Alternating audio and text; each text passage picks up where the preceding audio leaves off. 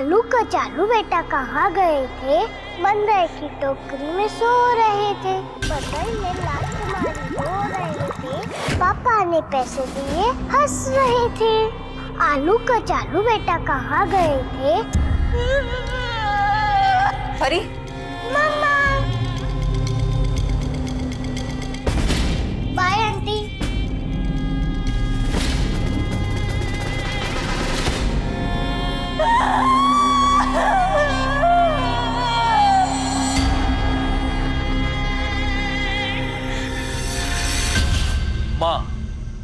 माँ वो है जिसमें पूरे ब्रह्मांड का सार है। इंसान हो या जानवर, माँ की भूमिका कहीं नहीं बदलती।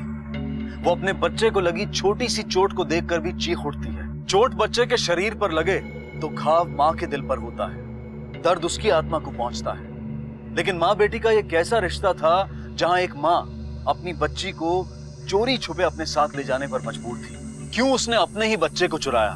क्यों उस आया ने आंखें मूंद ली और इस चोरी को अनदेखा कर दिया? ये माँ ऐसी कौन सी राह पर चल पड़ी है कि उसे ऐसा कदम उठाना पड़ रहा है?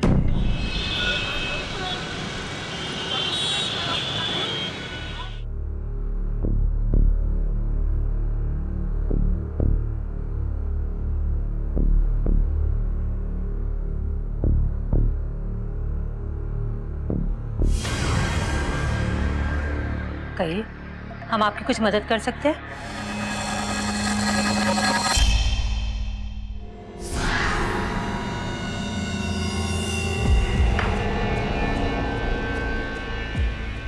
सर, 1 महीना पहले 12 अगस्त को 2 आदमियों ने हमारा रेप किया।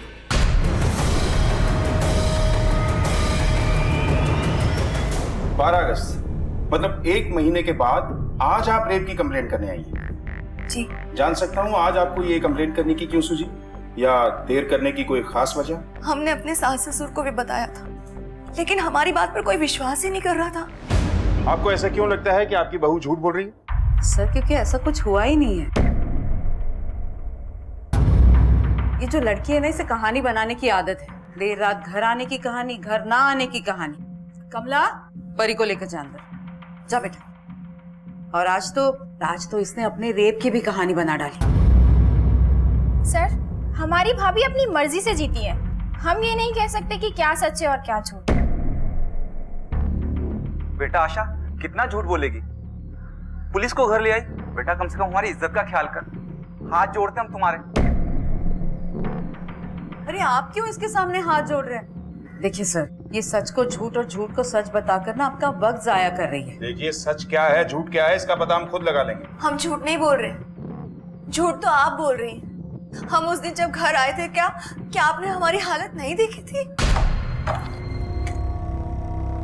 आशा, ये क्या हुआ तुझे?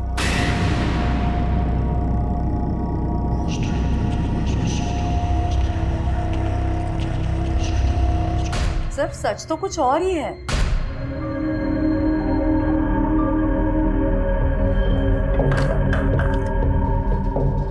आशा,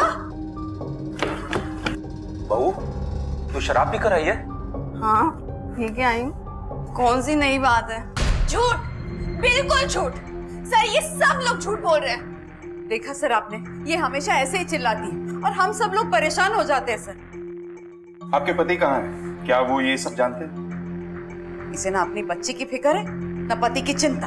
अब क्या बताएं सर आपको, इस लड़की ने हमारे बेटे को बहला फुसलाकर बंबई भेज दिया नौकरी के लिए, ताकि यहाँ अपनी आशिकी चला सके ये। सर, इसके नैन मटकी की खबर हमारे बेटे तक पहुंच गई है और इसीलिए वो उसे डिवोर्स दे रहा है। एक नहीं, कई लोगों के साथ इसके अफेयर है। वो बेशरम लोग भी इसे ऑफिस छोड़ने और ले जाने के बहाने घर आते हैं। सर, हमारी लैंडलाइन पे गंदे गंदे कॉल्स आते हैं सर। हेलो, आज पूरी तैयारी के साथ आना। पहले की तरह नहीं, 1 घंटे के लिए, सुबह तक जाने नहीं दूंगा। नहीं, ये सच नहीं है सर। सच तो ये है कि मनोज और मैं अपनी आधी से ज्यादा सैलरी इस घर के लोन को चुकाने में देते हैं। वो अपना जीवन संवारने गए हैं वहां पर हमारी बात मानकर, और वो अपनी मर्जी से नहीं, बल्कि इन लोगों के भड़काने की वजह से हमें छोड़ना चाहते हैं। लेकिन एक बात समझ में नहीं आती, जब आपकी बहू अपनी मनमानी कर ही रही है तो उसे इस रेप की झूठी कहानी बनाने की क्या जरूरत है? सर ये रेप की झूठी कहानी बताकर ना सिंपैथी हासिल कर रही है बस। दोनों में से कोई एक झूठ बोल रहा है, पर कौन? आशा की कहानी कुछ मनगढ़ंत लगती है, इसलिए सबसे पहले ये पता लगाना होगा कि इसका रेप हुआ भी है या नहीं। सर मेडिकल टेस्ट में पता लगना मुश्किल है, क्योंकि आशा के मुताबिक उसका रेप तकरीबन 1 महीना पहले हुआ है। जिस तरह से ये कह रही है कि इसके सास ससुर इसे पसंद नहीं करते, ये भी हो सकता है कि ये खुद अपने सास ससुर को पसंद नहीं करती है और कोई खेल खेल रही है। सच का पता लगाना थोड़ा मुश्किल जरूर है, लेकिन इम्पॉसिबल नहीं। एक काम करो, इसके पति को इन्फॉर्म करो कि आकर हमसे मिले। आशा को फर्दर इन्फॉर्मेशन के लिए पुलिस स्टेशन बुलाओ और आशा के पड़ोसियों और ऑफिस में पूछताछ करो। सर जिन 2 लोगों ने आपका रेप किया था, उनमें से किसी की शक्ल या कोई निशानी बता सकते हैं? नहीं सर, उन्होंने अपने चेहरे ढके हुए थे और अंधेरा बहुत था। अच्छा, जिस जगह पे उन्होंने आपका रेप किया वो जगह बता सकती हैं? सर जगह का तो कुछ नहीं पता, लेकिन जब मैं उस जंगल से मदद के लिए बाहर जाने की कोशिश कर रही थी तो एक सफेद कार आती दिखी, तो मैंने मदद मांगी थी। Help please.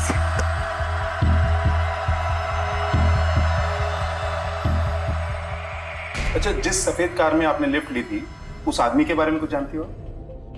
सर कुछ याद नहीं है सर। नहीं मैडम, आशा की सास तो बहुत अच्छी औरत है और हमने तो उसे आज तक आशा से ऊंची आवाज में बात करते हुए भी नहीं सुना। वो आस पड़ोस से किसी से मतलब में रखती है, पता नहीं वो किस अकड़ में रहती है। वैसे सर आशा बिटिया तो बहुत अच्छी है, उसके बारे में ऐसा कुछ सुना नहीं है। सर काफी पुरानी बात है, ठीक से मुझे याद नहीं। 1 मिनट। हाँ सर, 12 तारीख को उसने छुट्टी नहीं की थी, लेकिन ऑफिस में काम होने की वजह से वो लेट गई थी और अगले दिन 12 बजे वो ऑफिस आ गई थी। ये देखिए। आशा कहाँ बैठती? सर वहाँ 3rd रो में। Thank you. मैम पिछले कुछ 1 महीने से वो अजीब सा बिहेव कर रही थी। नहीं सर, बिहेवियर में कोई ज्यादा खास चेंजेस देखे नहीं हमने। एक बार मजाक में मेरा हाथ उसके कंधे पे चला गया तो उसने बहुत अजीब सा रिएक्ट किया। ये क्या बदतमीजी है? हाथ लगाए बिना बात नहीं कर सकते हो क्या? आशा की कॉल डिटेल निकालो, देखो किस किस के साथ कांटेक्ट में थी और उस रात की लोकेशन क्या थी। सर आशा रानी गंदी, आशा रानी झूठी। बोलो। आशा रानी गंदी, आशा रानी झूठी, आशा रानी गंदी,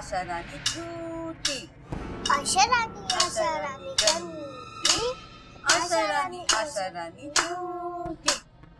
फरीद रहो। और आपको खेल खेलना है ना तो आप हमसे खेलिए। हमारी बच्ची को ना इस कीचड़ में मत उतारी। हम उतार रहे कीचड़ में, हम उतार रहे इसे कीचड़ में। अरे तू दलदल में उतार रही है इसे। तेरे साथ रहेगी ना पता नहीं क्या क्या सीखेगी ये। तो आपके साथ रह के भी क्या सीख रही है? परी इधर आओ, सुन मेरी बात। मम्मी के साथ बिल्कुल नहीं रहना, समझी ना तू परी? ऐसी बातें सिखा रही हो आप? अरे क्या सिखा रही थी? मैं क्या सिखा रही थी बोलो? अरे आप हो जाओ, हम मंदिर गए थे घर में शांति की प्रार्थना करने के लिए और तुमने यहाँ कोहराम मचा रखा है। पापा आप जरा इनसे पूछिए ये क्या क्या बातें सिखा रही है उसको। क्या सिखा रहे थे हम? क्या सिखा रहे थे? क्या गाना सिखा रही थी उसको गालियों वाला? अरे क्या झूठ सिखा रहे थे? जैसे तू है वैसे तू सिखा रहे थे। चुप हो जाओ, हाथ जोड़ते हम तुम्हारे। हाँ, हाथ जोड़ दो। हमेशा ना इस बच्चन के सामने हाथ जोड़ते रहो बस। आप ऐसे शब्द मत कीजिए मेरे से। वही बोल रहे हैं हम, समझे ना? आप जानती क्यों कि पापा मुझे मारने लगे? आलू कचालू पे टका गए थे, बंदर की झोपड़ी में सो रहे थे, बंदर ने लात मारी, रो रहे थे। सर आशा के बयान के मुताबिक वो 12 अगस्त को ऑफिस से निकलकर रात 10 बजे इसी पार्किंग एरिया में आई थी और सर यहीं से उसको किडनैप किया गया था।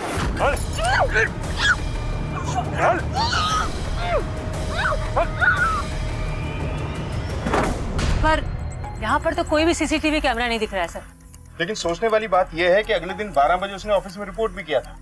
ये कैसे पॉसिबल हो सकता? सर यही बात तो मुझे भी चौंका रही है कि सुबह 4 बजे तक आशा जंगल में बेहोश पड़ी रही और वहाँ से उठकर वो सीधे 12 बजे अपने ऑफिस पहुँचती है, वो भी इतने बड़े मेंटल और फिजिकल टॉर्चर के बाद भी।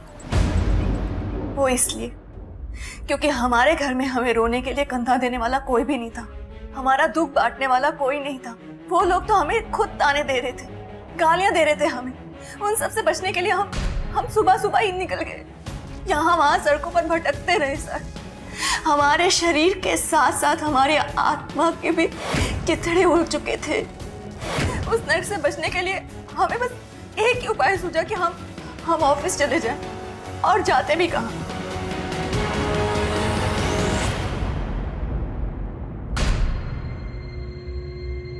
अच्छा, उस रात की कुछ और इन्फॉर्मेशन, कुछ ऐसा जो आप मिस कर रही हैं? जैसा कि मैंने आपको पहले भी बताया, जब हम होश में आए तो वक्त ना जाने क्या था, लेकिन हमें अपनी हालत समझने में वक्त लगा।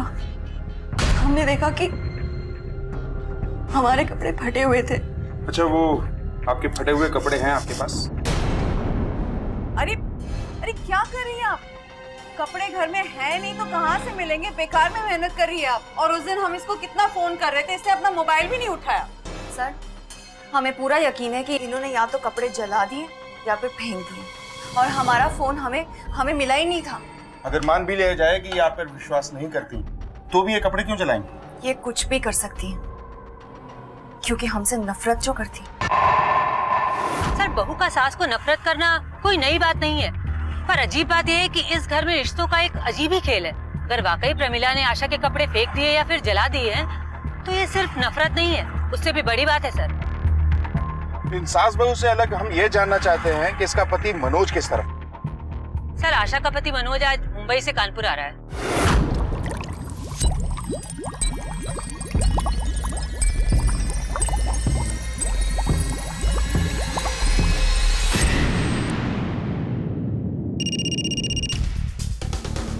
सर, आशा के ससुर का फोन है।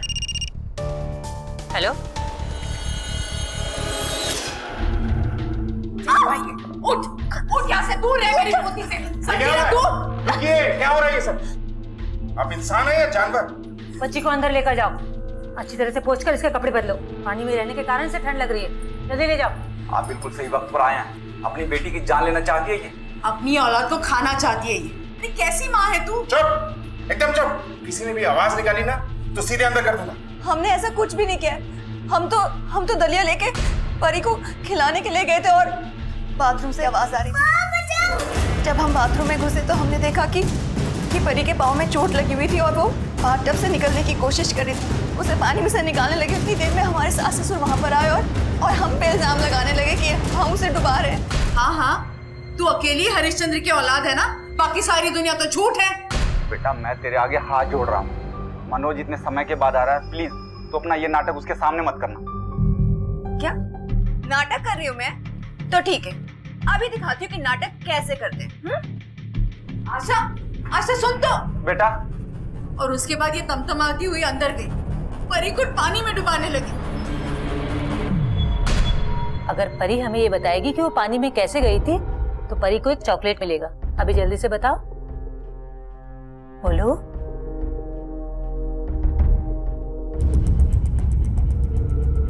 एक बात अच्छी तरह से अपने दिमाग में बिठा लो तुम लोग। अगर बच्ची को कुछ भी हुआ ना तो पहले तुम सबको अरेस्ट करेंगे, उसके बाद पूछताछ करेंगे, समझे? जहां आशा अपने आप को बलात्कार जैसे संगीन जुर्म का शिकार बता रही है, वहीं उसके ससुराल वाले ना सिर्फ उसके इस आरोप का विरोध कर रहे हैं, बल्कि पुलिस को इसे आशा द्वारा बनाया गया एक झूठा किस्सा बता रहे हैं। पुलिस जैसे जैसे अपनी तहकीकात में आगे बढ़ रही है, दिशाहीन होती जा रही है। और सबसे बड़ा सवाल ये खड़ा होता है कि आशा जिस न्याय की गुहार लगा रही है, क्या वो उसकी हकदार है भी या नहीं? पता नहीं दोनों में से कौन सच बोल रहा है और कौन झूठ। हमें तो इस बच्ची के लिए दुख हो रहा है, बेचारी बिना वजह पिस रही है। अच्छा रेनू, उस कार के बारे में पता चला जिसने आशा को लिफ्ट दी थी? अभी तक तो नहीं सर, पर मैंने उस रास्ते के सभी सीसीटीवी कैमरों की फुटेज मंगवाई है।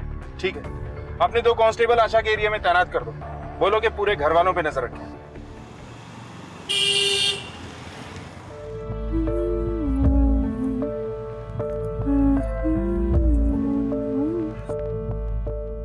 आशा, हमें तुमसे कुछ बात करनी है, जरा बाहर आ जाओ।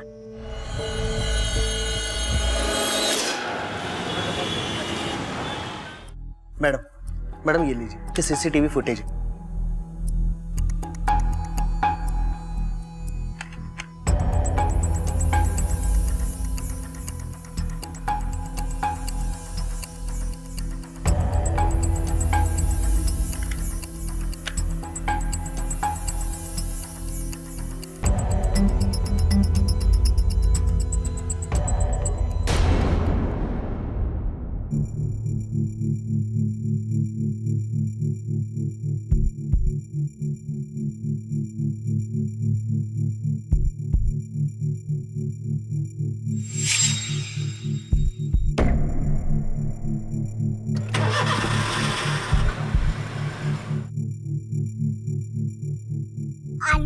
चालू बेटा कहाँ गए थे?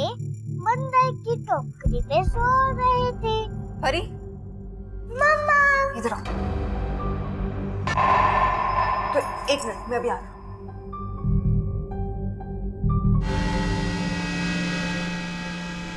चलो आओ। Bye aunty. चलो।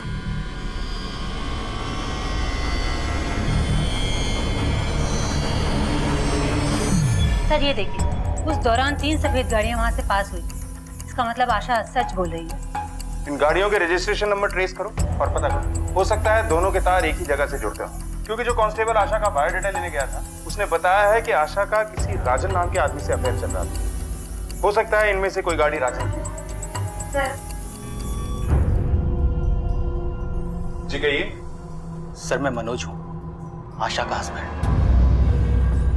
मैं आशा के खिलाफ किडनैपिंग की कंप्लेंट लिखवाने आया हूँ। क्या? प्लीज मेरी बेटी वापस दिलवा दीजिए। परी सिर्फ आप ही की नहीं, आशा की भी बेटी, इसलिए किडनैपिंग का चार्ज तो बनता ही नहीं। हाँ, अगर आप लोगों का डाइवोर्स हो चुका होता और बच्ची की कस्टडी आपके पास होती तो हम आपकी मदद कर सकते थे। आपको ऐसा लगता है कि आपकी पत्नी का किसी से अफेयर चल रहा है?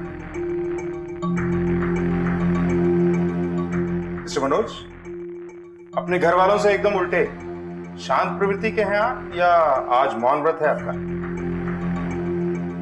खैर, आपकी बेटी को हम जल्द से जल्द ढूंढने की कोशिश करेंगे। फिलहाल आप लोग जा सकते हैं। ये आशा अपनी बेटी को लेकर आखिर जा कहां सकती? सर वहीं, यहाँ ससुराल से भागकर हर लड़की जाती।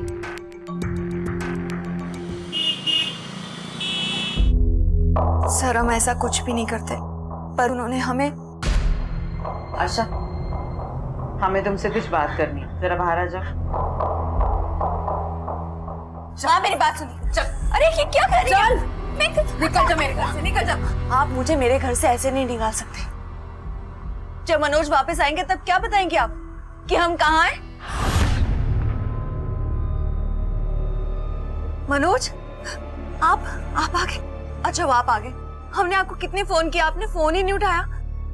आपको पता है ये लोग हमें हमारे घर से, हमारी बेटी से दूर करना चाहते। तुझसे मेरा कोई लेना देना नहीं, समझी? घिन आती तुझ पर।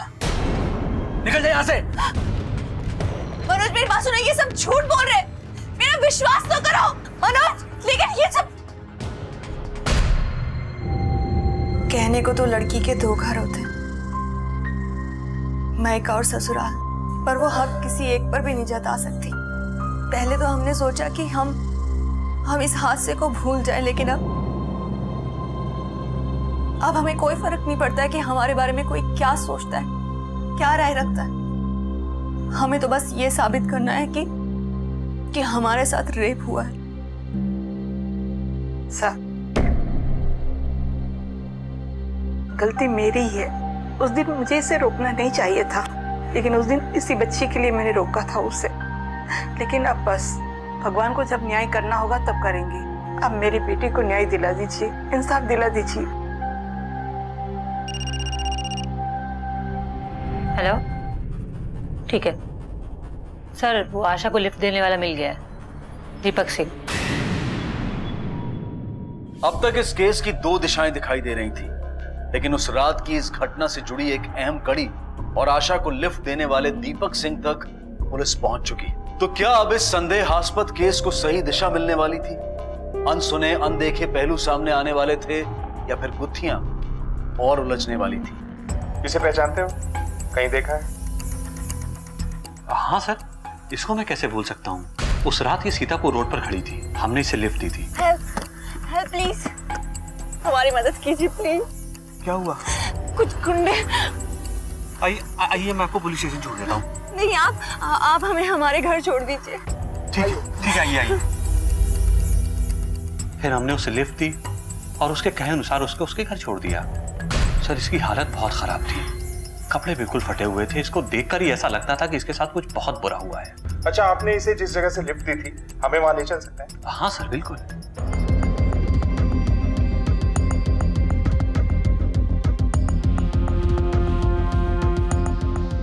अच्छी तरह देखो, कुछ ना कुछ जरूर मिलेगा।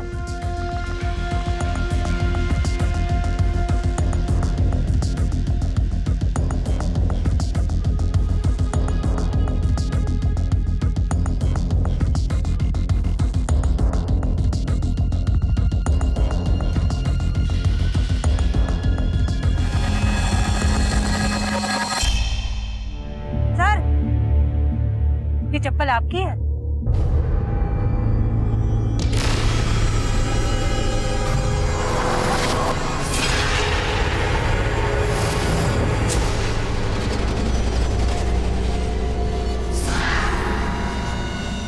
सर,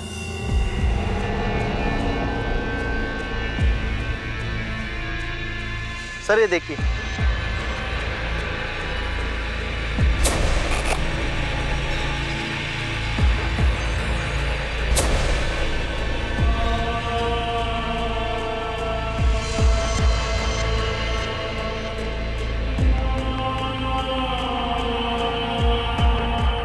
सर, ये झुमका मिला सर।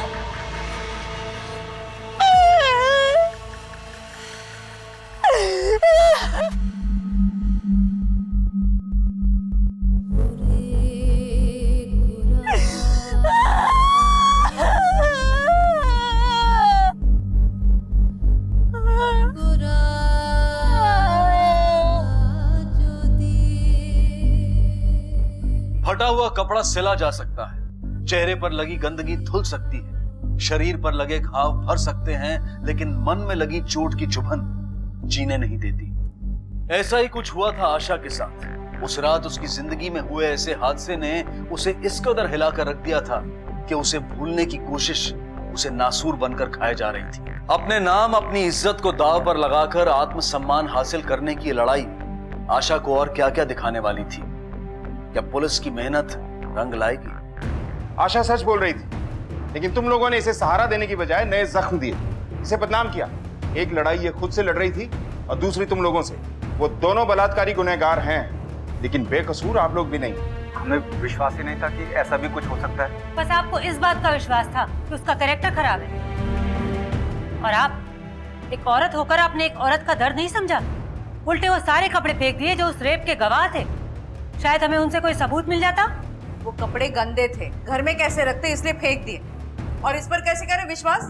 ये जिस कंपनी में काम करती है ना, वहाँ का बॉस इसके प्यार में पागल है, शादी करना चाहता है इससे। अरे एक वही जगह बची थी इसको काम करने के लिए। और जहाँ तक बलात्कार का सवाल है ना, हम नहीं मानते ऐसी कोई बात हुई है। और ना मैं मानता हूँ, बहुत हो चुका। अब इस घर में इसकी कोई जगह नहीं है। हम खुद इस घर में नहीं रहेंगे। और मनोज, जब हमारे चरित्र पर लाल छल लगाए जा रहे थे, हमारे अफेयर्स की झूठी बातें बनाई जा रही थी, आप तो तब भी चुप थे ना। और आज जब ये साबित हो गया कि हमारे साथ रेप हुआ है, तभी हम आपके साथ की उम्मीद आपसे नहीं कर सकते। बहुत हो गया, अब हम इस घर में नहीं रहेंगे। आप लोग बुलाएंगे तब भी नहीं आएंगे।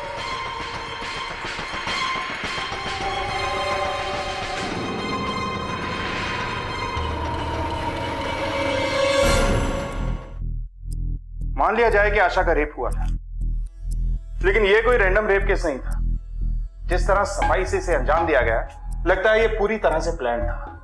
रात के 10 बजे पार्किंग से आशा को किडनैप किया गया, फिर यहां से 12 किलोमीटर दूर सीतापुर रोड के पास जंगल में उसका रेप किया गया, और सुबह 4 बजे तक वो बेहोश रही। सर, रेपिस्ट ने अपना चेहरा भी ढक रखा था, जिससे आशा उन्हें पहचान न सकी।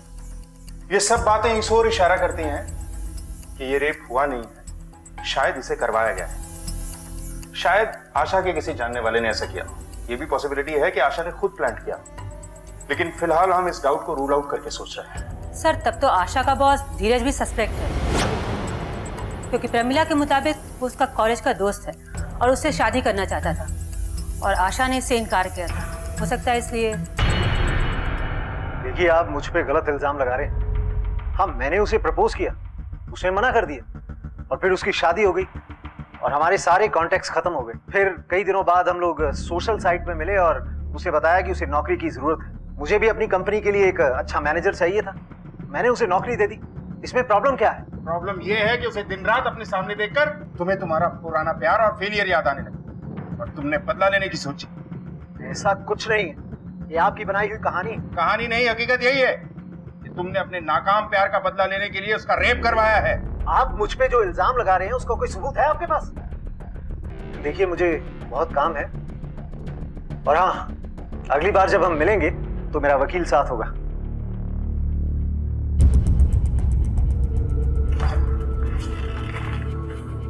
कैसा छटपटा रहा था, सीधा वकील और सबूतों की बात करने लगा। कॉल रिकॉर्ड से निकलवाओ। जी सर।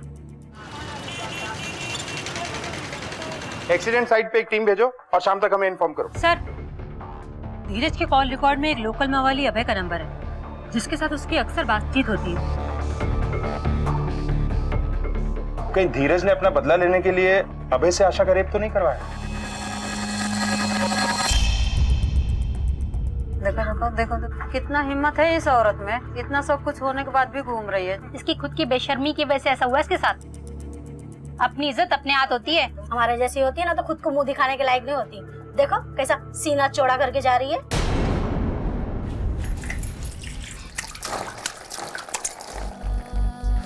अरे इसकी खुद की बेशर्मी की वजह से ऐसा हुआ इसके साथ। हमेशा ना इस बच्चालन के सामने हाथ जोड़ते रहो बस आप। अपनी इज्जत अपने हाथ होती है, हमारे जैसी होती है ना तो खुद को मुंह दिखाने के लायक नहीं होती। हमेशा ना इस बच्चालन के सामने हाथ जोड़ते रहो बस आप। घिन आती दुश्मन, निकल जाए यहाँ से।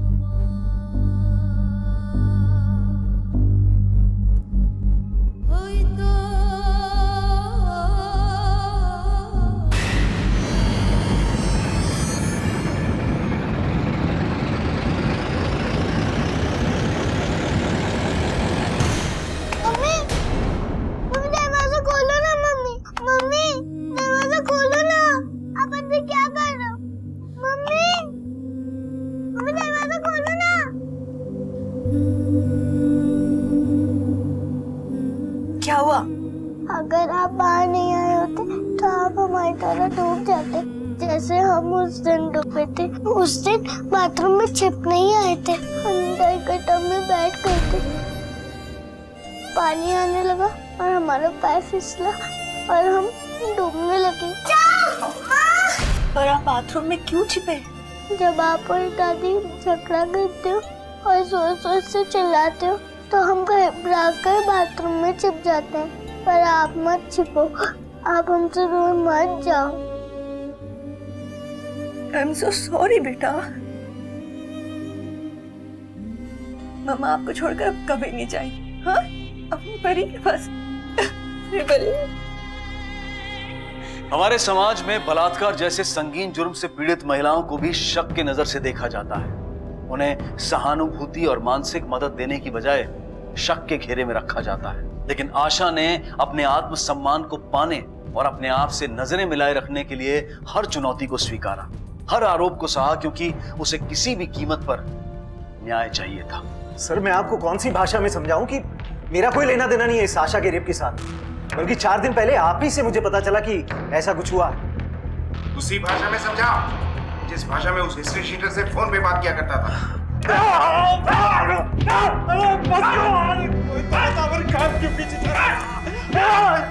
सर, मैं एक बिजनेसमैन हूं और अक्सर काम पूरा होने के बाद क्लाइंट के पास पैसे फंस जाते हैं। बस उसी पैसे को निकालने के लिए छोटे मोटे गुंडे पालने पड़ते हैं सर।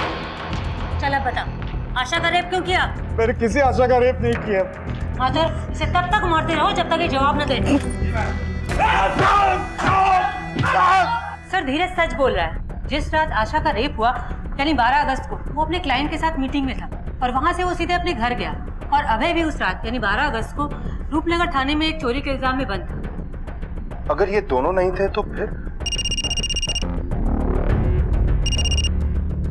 हेलो, उठा लो। सर, राजन मिल गया है। हमने कहा ना सर, हम किसी राजन को नहीं जानते हैं। आप उसे नहीं जानती हैं और वो बोल रहा है कि उसका अफेयर है आपके साथ। मैंने सुना तेरा और उसका अफेयर चल रहा था। सच सच बता दे, वरना मार मार कर ना तेरी खाल खींच लूंगी। चल बोल। मैडम, उसका पति ठहरा मुंबई में, तो उसकी जरूरत कौन पूरी करे? तो हम सोचे अगर किसी का भला हो जाए तो इसमें बुरा क्या है। वैसे भी हमारा गैरेज उसके ऑफिस और घर दोनों के रास्ते में पड़ता है। बकवास कर रहा है वो। हमने कहा ना हम नहीं जानते राजन को। तो आप नहीं जानती हैं रजनी, ये उसके गैराज के बिल हैं। पिछले 2 महीने में 3 बार आपकी गाड़ी वहां गई है। ये आप इसकी बात कर रहे थे? हम आज से पहले इसका नाम तक नहीं जानते थे। सर, हमारे घर के पास इसका गैराज है तो अपनी गाड़ी हम इसके पास दिखा देते हैं। अपनी बच्ची की कसम खा के कह रहे हैं सर, हमारा इस मैकेनिक के साथ कोई अफेयर नहीं है।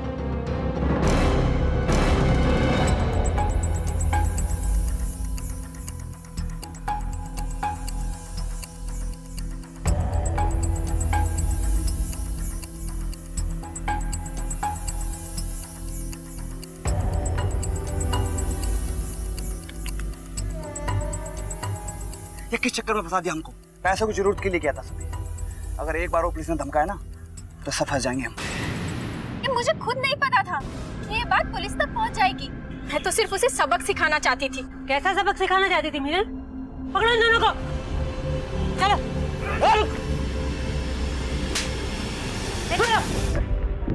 सर, मेरा यकीन कीजिए, मैंने किसी का भी रेप नहीं करवाया। मैं तो भाभी को सिर्फ उसके किए की सजा देना चाहती थी।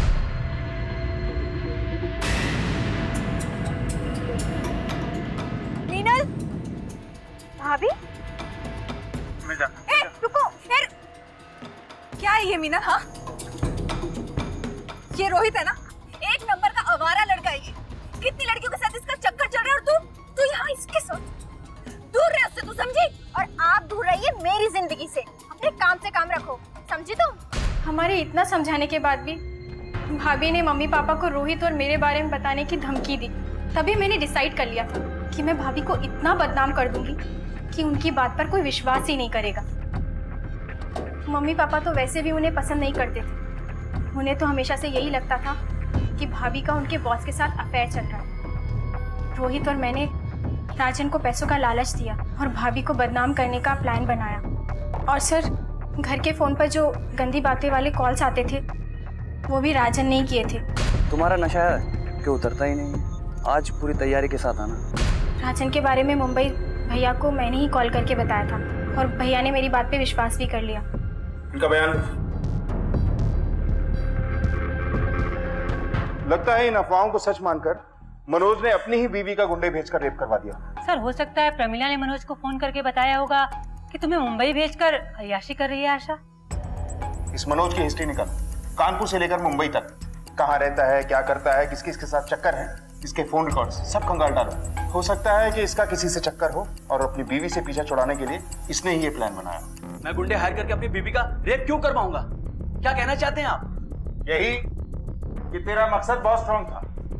तू उससे पीछा छुड़ाना चाहता था, तुझे उसके कैरेक्टर पे शक भी था। फिर इससे अच्छा तरीका और क्या होता बदला लेने का और पीछा छुड़ाने का? क्या सबूत है आपके पास कि मैंने ऐसा किया? वैसे गुस्सा बहुत आता ना तुझे। मौन व्रत से सीधा एंग्री यंग मैन बन गया। इसी गुस्से में रेप करवाया ना तूने उसका। आप चाहे कुछ भी कहें, लेकिन सच ये है कि मैंने कुछ नहीं किया है। सर, हमने मनोज की हिस्ट्री चेक की है तो उससे एक महत्वपूर्ण इंफॉर्मेशन मिली है कि ये महाशय स्कूल में एक बच्चे पर हमला करने के जुर्म में अरेस्ट किए गए। वहाँ से उन्हें 6 महीने के लिए बाल सुधार गृह भेजा गया। उसके आगे की इंफॉर्मेशन सील होने के कारण हमने लोकल एविडेंस और FIR को ट्रैक किया। और इनके कॉल रिकॉर्ड से कुछ नहीं मिला? सर, उससे भी एक इम्पोर्टेंट इन्फॉर्मेशन मिली है कि बाल सुधार गृह में इनके 2 साथी मन्नू और पुनीत, जिनके साथ मनोज आज भी टच में है। सर, इन दोनों ही लड़कों पर सेक्सुअल ऑफेंस की हिस्ट्री है। सर, हमने इनकी टावर लोकेशन चेक की है तो हमारा शक बिल्कुल यकीन में बदल गया है। इनकी लोकेशन वही है जो आशा की रेप की लोकेशन है, ठीक रात के 10 बजे से लेकर 2 बजे के बीच की।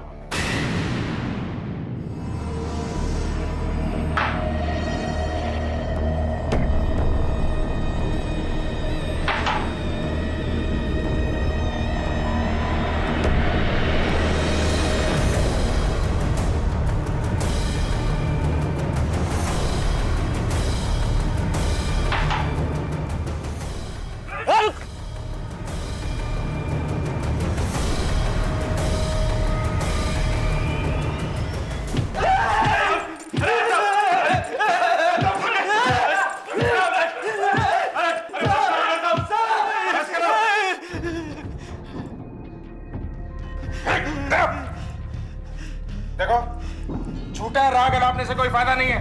बोलो, क्यों रेप किया आशा का? साहब पैसे के लिए। उसने बोला रेप करो 2 लाख मिल जाएंगे। किसने बोला? किसने बोला? किसने बोला?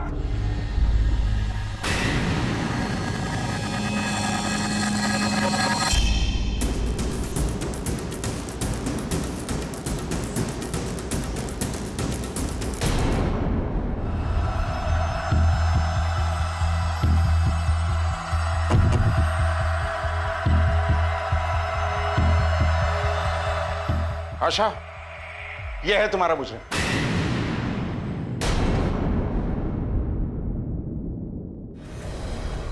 आशा, आशा छोड़ो इसे, छोड़ो, हटाओ इन्हें, आशा हट जाइए, हट जाइए,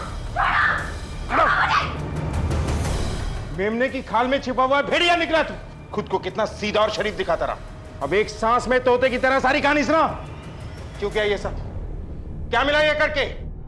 हम शांत प्रवृत्ति के इंसान हैं, लेकिन शांत होने को लोग कभी कभी कमजोरी समझ लेते हैं। आशा ने भी एक दिन यही गलती की, सबके सामने हमें जलील किया। क्यों जाए हमारा बेटा कानपुर छोड़कर मुंबई? हाँ, यहाँ क्या कमी है? इंसान क्या काम सिर्फ पेट पालने के लिए करता है? नाम और दाम के लिए भी करता है ना। पर आप लोग क्या समझोगे? अरे ये सिविल इंजीनियर है, सिविल इंजीनियर। यहाँ क्या कर रहे हैं? मुंबई में इतनी बड़ी बड़ी बिल्डिंग्स है, वहां तो स्कोप है इनके काम का। लेकिन आप लोग क्या समझोगे? अरे वहां पे नाम दाम सब कुछ 10 गुना ज्यादा मिलता है। लेकिन पैसा ही जिंदगी में सब कुछ नहीं होता, परिवार भी कुछ है। आखिर किस चीज की भूख है? किस चीज की भूख है? आप ये सवाल कर रहे हो? अरे इस सवाल का जवाब वही समझ सकता है जिसे कुछ करने की इच्छा हो, कमाने की इच्छा हो, जिम्मेदारी उठाने की इच्छा हो। आप जैसे महान व्यक्ति थोड़ी जो कानपुर की गलियों में अपना पूरा जीवन गुजार देते हैं। आपने कहीं एक जगह टिककर कभी नौकरी की है? कभी कोई बिजनेस सेटअप करने की कोशिश भी की है? अरे यहाँ बैठे बैठे निठल्ले रोटियां तो तोड़ते रहते हो और मेहनत करने के लिए हमारे पति हैं ही। हाँ? और आप क्या बोलते हो? क्या बोलते हो कि ये जो मीना लेस की शादी की आपको परवाह है, फिक्र है? अरे भैया, हमें डर लगता है कि हमारे मनोज आपके जैसे नकारा ना हो जाए। आशा, माँ बस करो। हमें हमारे ही परिवार के सामने बेइज्जत करके हमें निकम्मा साबित कर दिया। हमारी अंतरात्मा को इसकी बात चुभ गई। नजरों से तो हमें गिरा ही चुकी थी। हमने इसके पंख कतरने की ठान ली। मोहल्ले में अफवाह फैलाने के लिए हमने प्रमिला के कान भरने शुरू किए ताकि इसका जीना मुश्किल हो जाए। लेकिन इस पर कोई फर्क नहीं पड़ा। हमने ठान लिया कि अब इसे दिमागी तौर पर खत्म करेंगे। ऐसा घाव देंगे जो कभी ना बढ़ सके, ना सर उठा के जी सके, ना आंख मिला के बात कर सके। इसके लिए हमने मनोज के ही दोस्तों मनु और पुनीत का सहारा लिया। चौराहे पर अक्सर उन्हें औरतों को छेड़ते हुए देखा था।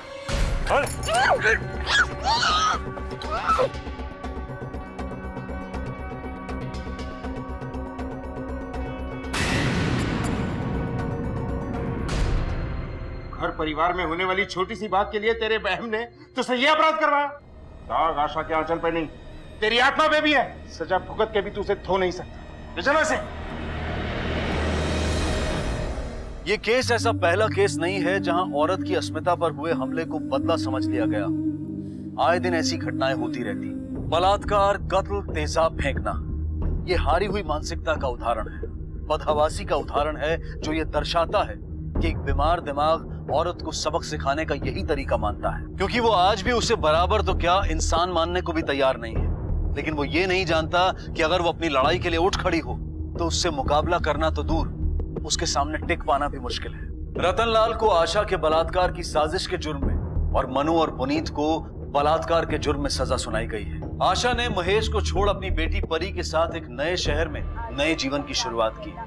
इस न्याय ने उसे जीने का हौसला दिया। खोपड़ी में सो गए थे, अंदर ने लात मारी, रो रहे थे, मम्मा ने पैसे दिए, हंस रहे थे। कैसे हंस रहे थे? कैसे हंस रहे थे? ऐसे हंस रहे थे, ऐसे हंस रहे थे। संघर्ष करती महिलाओं को हम ये संदेश देना चाहते हैं कि न्याय के लिए अपनी आवाज बुलंद करें, अपनी लड़ाई जारी रखें, क्योंकि जीत उन्हीं की होती है जो अन्याय के सामने अपना सर नहीं झुकाते। इसी विचार के साथ अब मैं अनूप सोनी आपसे विदा लेता हूं। फिर मुलाकात होगी अगले एपिसोड में एक और चौंका देने वाले केस के साथ। तब तक अपना और अपने परिवार का ख्याल रखें और देखते रहें क्राइम पेट्रोल डायल 100। सबक एक को सीख हम सबको। जय हिंद।